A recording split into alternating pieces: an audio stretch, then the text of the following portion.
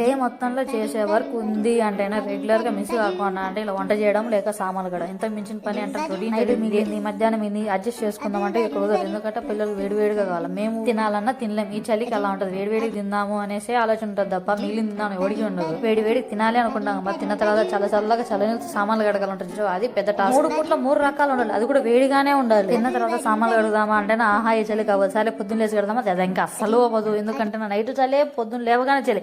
ఈ చలికి సామాన్లు కడితే ఎల్లుంటుంది తెలుసా, ఐస్ గడ్డలతో కడిగినట్టుంది. ఐస్ గడ్డలతో అంత చల్లగా ఉంటాయి. వీడియో టాపిక్ అంటే ఈ ఒక్క రోజు రేపు ఒక్క రోజు అనుకున్నట్లేదు. ఈ చలికాలం అయ్యేంత వరకు డైలీ వేడిగా ఉండాలి, అది 3 పూట్ల వేడిగా ఉండాలి. సో ఈవినింగ్ స్నాక్ ఐటమ్ చేద్దాం అంటే నైట్ కూడా చేయాలి కదా, అందుకనేసి ఓపికలకి అంత ఒకేసారి డిన్నర్ కి నైట్ ఈవినింగ్ స్నాక్ కి అంతా కలిపి పొంగనాలు వేసేసి పొంగనాలకి వెజ్జెస్ బాగా వేసుకుంటే బాగుంటుంది. క్యారెట్ అలా ఏం ఫ్లేవ్ ఇంట్లో. సో నార్మల్ గా ఆనియన్ తో మాత్రమే ట్రై చేసేసాను.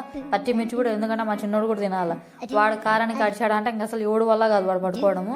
దాని కాంబినేషన్ పల్లి చట్నీ వేసేసుకొని మంచిగా ఒక వాయి వేసుకొని కూర్చొని పొంగనాలు. ఈవినింగ్ స్నాక్ అంటే నాకు నా స్కూల్ డేసే గుర్తొస్తుంది. అప్పుడు తిన్నామంటే ఈవినింగ్ స్నాక్ అంటే పొంగనాలు. అలా అలా ఉండిపోయేది మెమరీస్ అప్పుడు. Thank you for watching, like and subscribe, by by.